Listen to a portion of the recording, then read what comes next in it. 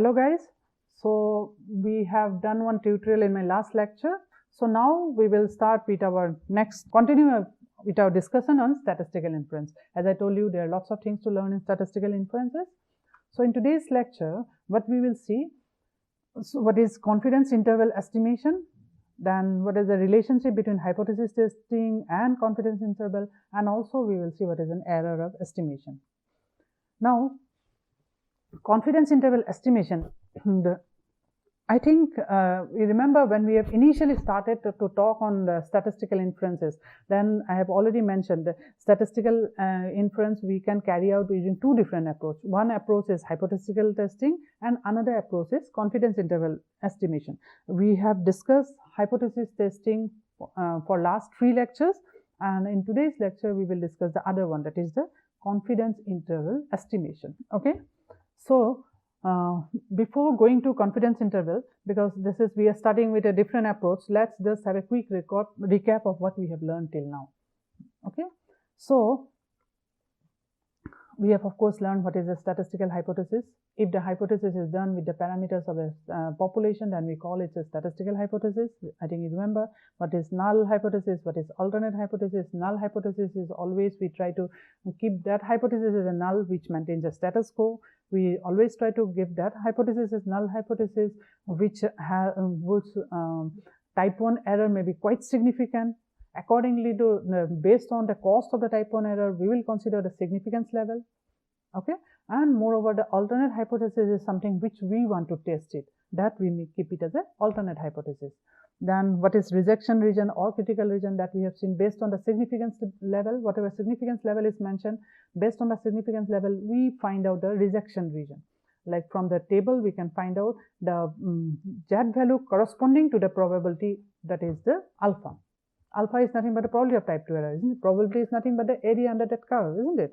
So in the Z curve, so the corresponding Z value, the Z value corresponding to alpha is nothing but the rejection region. Like if I take a remember the experiment which we have taken, the medicine company, that it should fill in a 8 ml tube. If it is 8 ml tube, so initially what I was discussing, how can we fix the rejection region? Suppose, okay, fine, mu is equals to 8, that is okay, but then there can be some changes we can accept. So that changes we have decided it to be, say if it is from 7.9 to 8.1, we can accept that. So what is this 7.9 and 8.1? This is the starting of the rejection region or the starting of the critical region.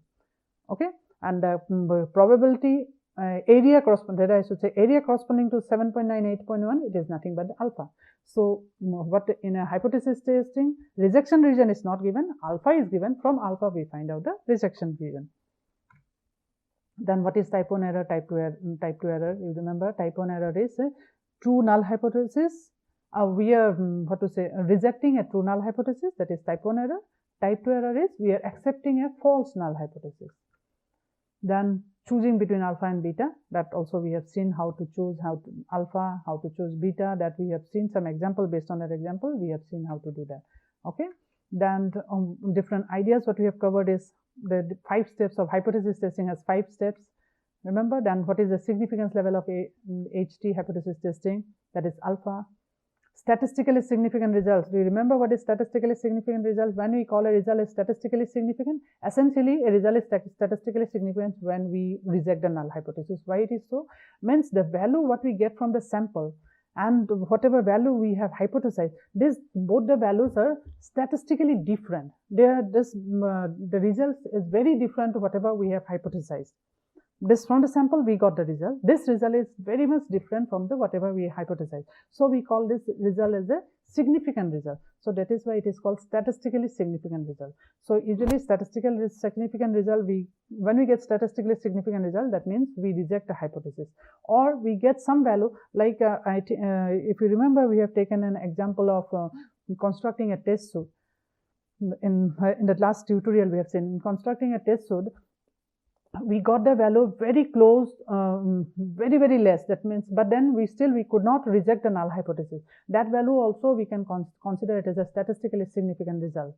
Okay, when the value is very different from whatever we have hypothesized. Value of what?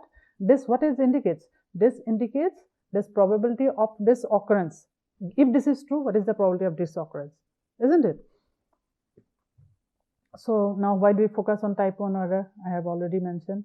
Then what is p-value? What is p-value? P-value reporting is necessary. Why?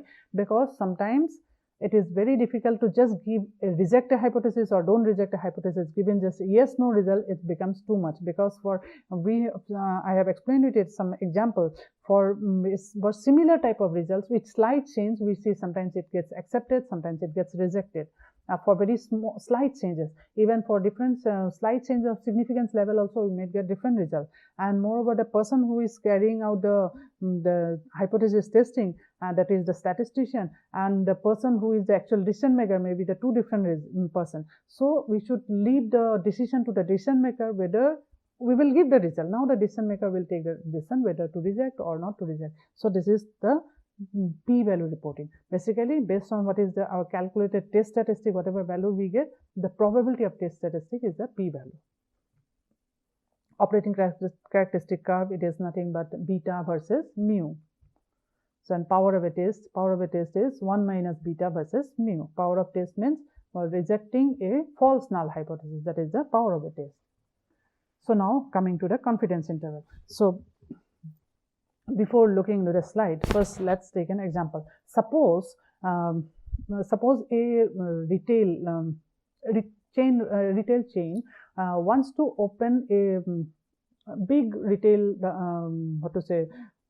store, basically in one area where the so before opening such a counter, he needs to know the earning capacity of the people in that locality. So if because why it is necessary, because if he can find out what is the earning capacity of the people, accordingly based on that he will keep the things in his counter, in his outlet. Okay, so if the the spending capacity, not earning, if the spending capacity is more, definitely he can keep some high-end product. If the spending capacity is very less, so high-end capacity will just left in the outlet and it will not be sold. So he'll have to go for some less expensive products. They should keep some less expensive product. Now it is a totally new area. So how to find out the spending capacity of people? It is a huge area with diverse populations and totally no past knowledge from which he can have a hypothesized value. In that case, in such a case, there are many such examples. Again, another one example which I can say is that in a chemical industry, the amount of byproduct it gives, until and unless you do the experiment, you really cannot say what will be the amount of mean of those byproducts. So in this, when you cannot hypothesize about the parameter of a population, then the only option left in front of you is that then you'll have to take a sample. From the sample, you'll have to find out the value of the statistics, and based on the statistics, you will infer about the population. Like for here, if the person who wants to open a retail outlet here, so since he has no idea about the spending capacity of the people, he will take a non-biased sample. He will take a set of people, and from the set of people, he will try to find out what is the spending capacity of the people, right? With that spending capacity of the people from this sample, then he can infer about the whole population. So basically, here hypothesized value is not there. So he has to estimate based on the sample.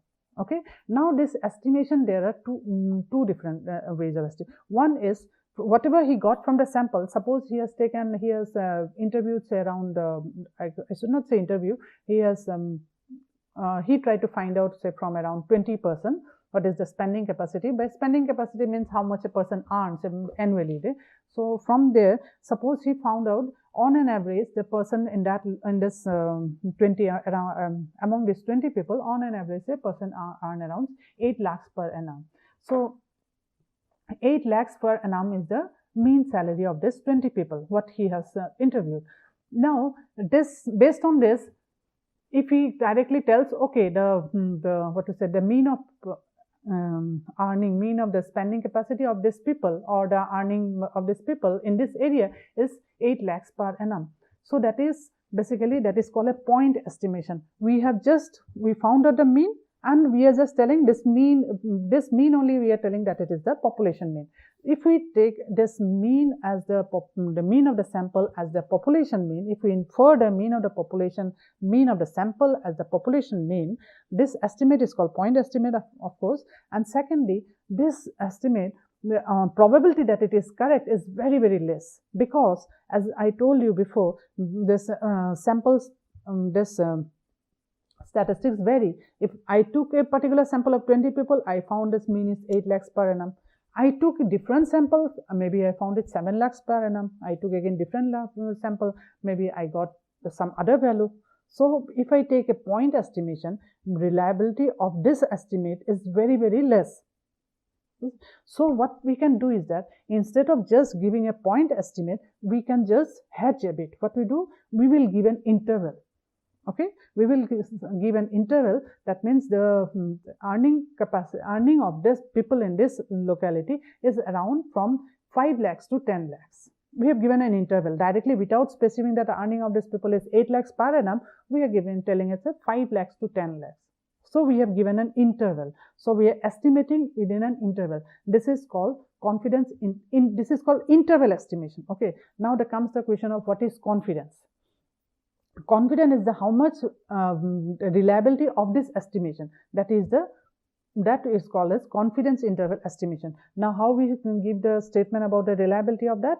This is again very much dependent on the significance level. What is significance level? Remember, significance level is the probability of type 1 error. Here also, if the significance level is alpha, that means my confidence coefficient is 95%. So accordingly, I will find out the confidence interval. So first, let's see in the slide. So first is what we have. A confidence interval consists of a range of values together with a percentage that specifies how confident we are that the parameter lies in the interval. Okay. Interval consists of a range of values together with a percentage that specifies how confident we are. So it is 5 lakhs to 10 lakhs is a range. Now along with that, we have to specify a percentage.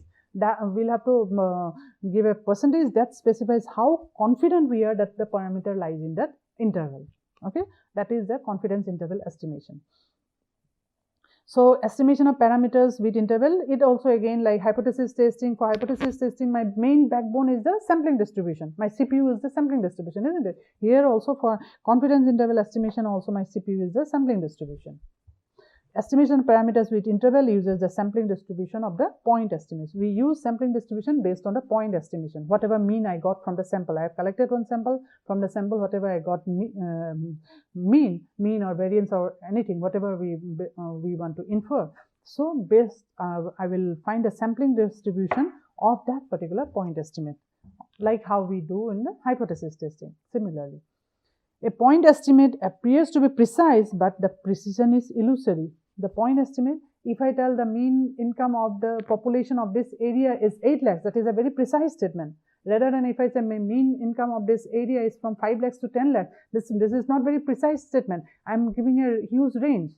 But if I am specifying just one value, that is a very precise statement. But this precision is illusory, as I told you why. A confidence interval is not as precise as a point estimation. It is not as precise, but it has the advantage of having a known reliability. That is the confidence level. So we will see how it is. So what we do is that we have seen till now this confidence, the concept of significance level, that a critical region or the rejection region. When I specify alpha as my rejection significance level, so for a two-tail, when I'm not specifying, then I'll always consider two-tail. Okay, so it is alpha is a significance level. So this value z alpha by 2 corresponding to value z alpha by 2, this is my rejection region, isn't it? This is my rejection region. So if my value falls within this region, then I accept it. If my value falls within this region. Now if this area put together is alpha, what is this area? This area is 1 minus alpha. This area and this area total is alpha. Then my this area is 1 minus alpha, isn't it? So probability that my z will lie in this range, z will lie within this range is what is 1 minus alpha. Okay. So now what is z? Z is x bar minus mu sigma by root n. So I will substitute z with that. Now I will do a bit of simplification. By bit of simplifying, what I get, I will be getting this sort of an expression. Mu, this value is less than mu, mu less than is this value. And the probability of this is 1 minus alpha, where alpha is a significance level. So this is my interval. My mu value will lie between this to this. My mu value will lie between this to this. This is my interval. This is my interval estimation. And what is the confidence of this is 1 minus alpha. Probability that my mu value will lie within this is 1 minus alpha. Okay. So our interval estimate of mean mu is this, where x bar is the mean of the sample. This interval estimate is called confidence interval. The lower and upper boundary values of the interval are known as confidence limit. The lower confidence limit, upper confidence limit. And here, this is my lower confidence limit, this is my lower confidence limit, and this is my upper confidence limit. Okay. And what is the confidence, the percentage, the probability is called the confidence coefficient. So what is my confidence coefficient here? 1 minus alpha. So if alpha is 5, my confidence coefficient is 95%. The probability used to construct the level is called the level of confidence or the confidence coefficient. The probability used to construct the interval, I call it as the level of confidence or the confidence coefficient. So if alpha is my significance level, what is my confidence coefficient or level of confidence? It is 95%. Okay. Now we'll see with the help of an example. We have seen this example again. That's why I have given it. This is the case study 2 we have considered when we have just tried to learn what is hypothesis testing. So same example I'm bringing it out here. There we have done using this. We have used this example to find out hypothesis testing. Now we will use this example to find the confidence interval. Now there are two things. First is that when we use confidence interval, first there are two cases. Once we use confidence interval, when we cannot hypothesize a value, then we try to estimate the value of the parameter within an interval with a known confidence coefficient. When we cannot hypothesize. If we can hypothesize the value, then we can do the hypothesis testing and then we can find out whether it is accepted or rejected. Okay. If we cannot do that, we can find out the confidence interval and we can tell that our parameter value lies within this range. This is one reason why we do confidence interval estimation. There is another one reason. Another one reason is that, like when we do an experiment, we have done an hypothesis testing. Like any of the example what we have taken. Suppose we have taken mu is equals to 8 is null hypothesis, mu not equals to 8 is the alternate hypothesis. Now suppose on the hypothesis testing, whatever we have done, and we found that null hypothesis is rejected. That means mu is not equals to 8. Now mu is not equals to 8, fine. But mu is how much? Mu is not equals to 8, or it is okay. But mu is how much? That how we will get? We can calculate it in using this confidence interval. Of course, we will not get a specific values of mu, but we can tell, okay, my mu falls within this interval. Okay.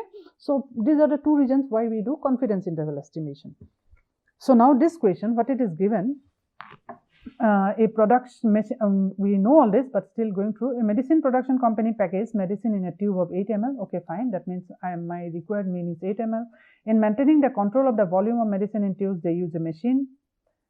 To monitor this control, a sample of 16 tubes is taken from the production line at random time interval and their contents are measured precisely. That's required is 8 ml is required. And whether it is really filling 8 ml, what we have taken a random sample of 16 tubes, and we have measured it precisely. What we found, the mean volume of the medicine in this 16 tubes is 7.89 mm. Okay. Calculate the confidence interval assuming a significance level of 5%, assuming sigma is equals to 0.2. Now it is asking us to calculate the confidence interval only. We are not asked to do the hypothesis testing. Remember this problem, when we have done hypothesis testing for same data, we had rejected the hypothesis, null hypothesis. Our null hypothesis was mu is equals to 8, alternate hypothesis is mu not equals to 8, and we have rejected the null hypothesis. We found that mu not equals to 8 for the same question. Now let's see what we get in a confidence interval. So from this, what it is given from this question, it is x bar is given, sigma of the population is given, n is 16. So and significance level is 5%. It is 2 tail, means alpha by 2. So z alpha by 2, it is value is 1.96. Okay, you can find it from the z table. It is 1.96. So confidence interval will be, this is the confidence interval. This is the formula: x minus z alpha by 2 sigma by root n. X bar minus z alpha by 2. Z alpha by 2 means this is z alpha by 2. Value of z corresponding to alpha by 2 means if alpha is 0.05, value of z corresponding to 0.025. That is z alpha by 2. This is also value of z corresponding to 0.025, means this area is 0.025. So what is this value of z? That I am specifying as a z alpha by 2. Okay. So the confidence interval, I am putting all the values here, and I got the confidence interval, this 0.79. This is my confidence interval. My mu lies in this range. Now see here, in the hypothesis testing, I have rejected this null hypothesis. If you can remember, if you cannot remember, you can go through the lecture again. I think it is in the second lecture on statistical inference. So we have rejected this null hypothesis, that mu is not equals to 8. Now what is confidence interval value? What it gives? Confidence interval value also gave us that mu lies in this range, 7.79 to 7.98. Means our hypothesis testing result is so true. Means we have rejected there that it is not equals to 8, but actually it is true. You see, from the confidence interval also we found our mu lies in 7.79 to 7.98, where 8 is not included in this range. Okay.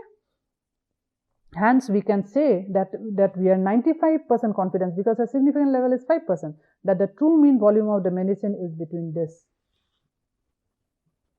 Okay.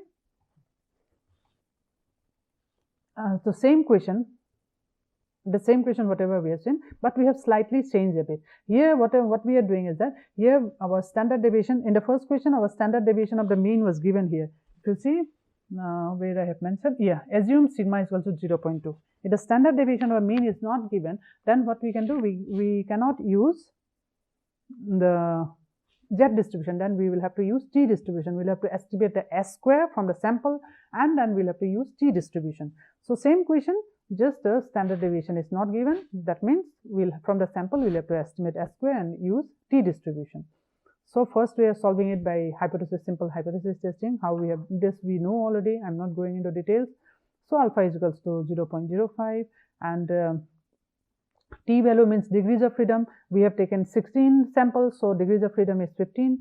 Degrees of freedom 15 for alpha is equal to 0.05. That means alpha by 2, 0.025. We found value of t should be, absolute value of t should be greater than 2.13. Means if my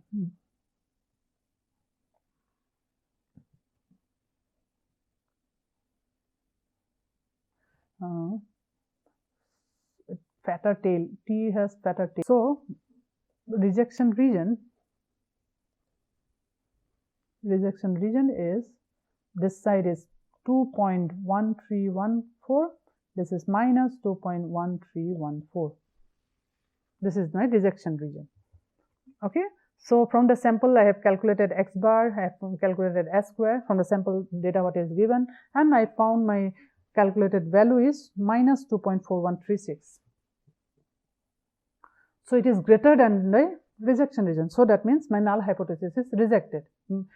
Obviously we got it for other case also, null hypothesis is rejected. Now if we want to, so we have seen that the hypothesis mu is equals to 8 is rejected.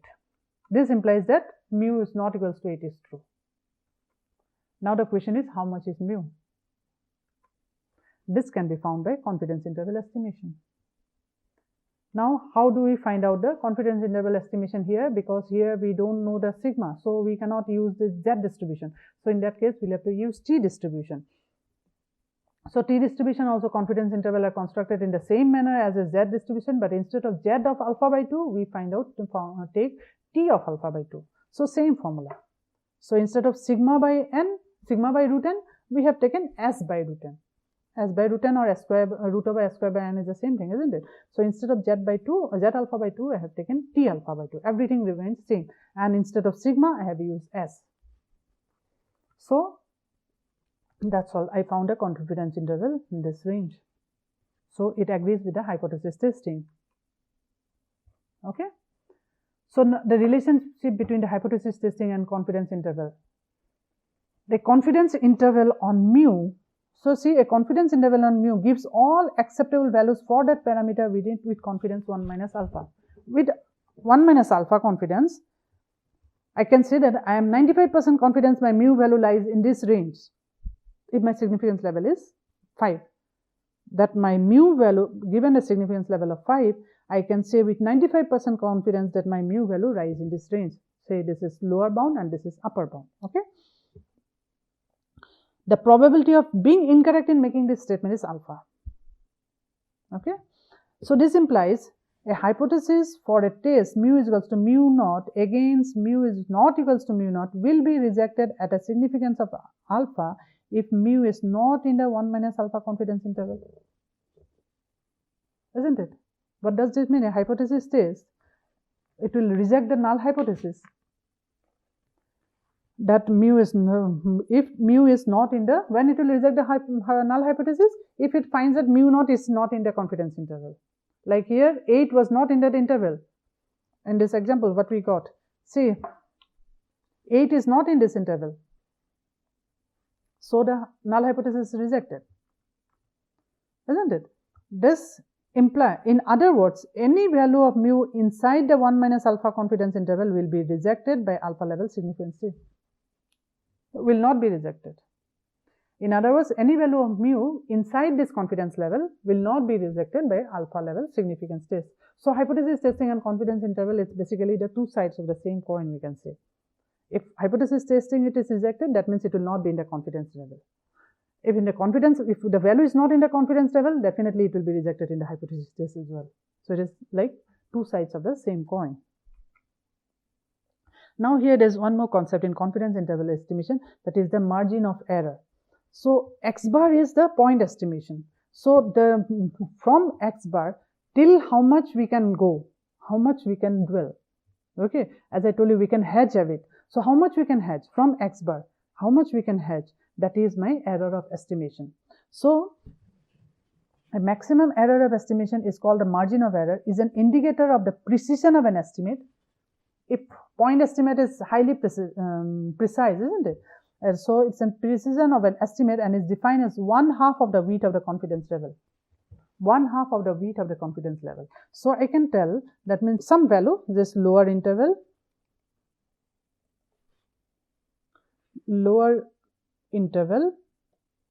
less than equals to mu, mu less than equals to upper interval, isn't it? So what is this mu I got? Basically this interval, 1/2 of this interval, I call it as a margin of error, that is E, x bar plus minus E. Okay, because mu will lies in this range. What range? X bar plus of E, this is the upper interval, x bar minus E, that is the lower interval. Okay, so this, what is the E? E is this value, Z alpha by 2 sigma root n, because what we got? X bar minus Z of alpha by 2 sigma by root n. This is less than equals to mu, mu is less than equals to x bar plus Z alpha by 2 sigma by root n. This was our interval, isn't it? So this was our lower interval, this is our upper interval. This portion we call it as an error of estimation. Z alpha by 2 sigma by root n, this is called the error of estimation. So from this expression, E is equals to Z sigma by 2, Z alpha by 2 sigma by root n, and from this expression we can come to some observation. First, what does E? The quantity E can also be described as the farthest that mu may be from x bar and still be in the confidence interval. What does E describe? Farthest that mu can be from x bar, but it is in the confidence interval. This bound error of estimation E is associated with a confidence coefficient. Definitely, it is associated with a Z alpha by 2 is what? It is associated with a confidence coefficient of alpha. Confidence significance level of alpha. confidence coefficient is 1 minus alpha. So in this, if the confidence coefficient is increased, that means if alpha is decreased. Confidence coefficient means 1 by alpha is increased, means alpha is decreased, right? If alpha is decreased, then what happens? If alpha is decreased, my value of z will be more, isn't it? In this, these are very much conceptual. If my alpha is decreased, initially suppose my alpha is this much, alpha was this much. Now I am reducing this, I am reducing this portion. That means what? My z value is becoming more this side, plus side, as well as my z value is becoming less. It's going more this side. Okay, so my z value is increasing, absolute value of z is increasing. When my absolute value of z is increasing, that means what? My z alpha by 2 value is also increasing. So this value is increasing, that means what? This value E will be more. In fact, if you can see in this way, when my rejection region becomes less, my acceptance region becomes more. When alpha is decreased, my rejection region becomes very, very less. When my rejection region becomes less, acceptance region becomes more, isn't it? So what happens when my confidence coefficient is increased? My precision decreases. I am telling a value lies between 2 to 4. One statement. Another statement I am telling my value lies from 1 to 10. Which is more precise? 2 to 4 is more precise, right? Here 1 to 10 means I have given a huge interval. So my precision has gone down. So similarly, when alpha is decreased, my confidence interval has increased. That means what? My precision has decreased. In other words, the more confidence we require, the less precise a statement we make. Our confidence has increased, but our statement precision has decreased. If the sample size is increased, now if we increase the sample size, what happens? If we increase the sample size, here from the expression only you can say, if we increase the sample size, my error of estimation becomes less for the same confidence coefficient. So if I increase the sample size without changing the confidence coefficient, I can increase the precision because E value will become less. So if the sample size is increased and the confidence coefficient remain constant, the maximum error of estimation will be decreased. The confidence interval becomes narrower. In other words, by increasing the sample size, we can increase precision without loss of confidence, or vice versa. And decreasing sigma also has the same effect, but decreasing sigma is just something which we do not have any control, isn't it? That's why it's in dismissive, a very useless statement. But when we, how can we decrease sigma? How can we decrease the standard deviation or variance of a population? If we have a proper experimental design while manufacturing the things or while doing the things only, if my sigma is reduced, my good experimental design will have a very less sigma. So that's why decreasing sigma, it's not in the hands of the statistician. It is totally on the hands of the people who are actually producing this stuff. Okay, so from this expression, this is the expression for U. Now, if we are interested in finding out what is the sample size required for a particular precision and particular significance level, given the precision, that is E, and given the significance level, what is the sample size required? Just from this expression, we can find out what is the value of E. Given values for sigma and alpha and a specified maximum E, we can determine the required sample size for the desired precision. Okay. So in this lecture, what we learned about the idea of confidence interval in estimation. That includes the knowledge of interval estimate of mean for a population with and without known standard deviation. If we know the standard deviation, if we don't know the standard deviation, how we do. Then the relationship between the hypothesis testing and confidence interval, we have seen that. And the precision of an estimate, what do you mean by precision of an estimate? How it depends on the significance level. Okay, precision of an estimate, how it depends on the significance level. If the significance level is decreases, my precision decreases, isn't it? I'm sorry, if my significance level is decreased, my precision also decrease. How sample size, if my sample size is increased, my precision increased. If my standard deviation is decreased, my precision increased. In the next lecture, we'll also cover interval estimate of population variance and proportion. Here we have only seen interval estimation of population mean. So these are the reference. Thank you guys. Thank you.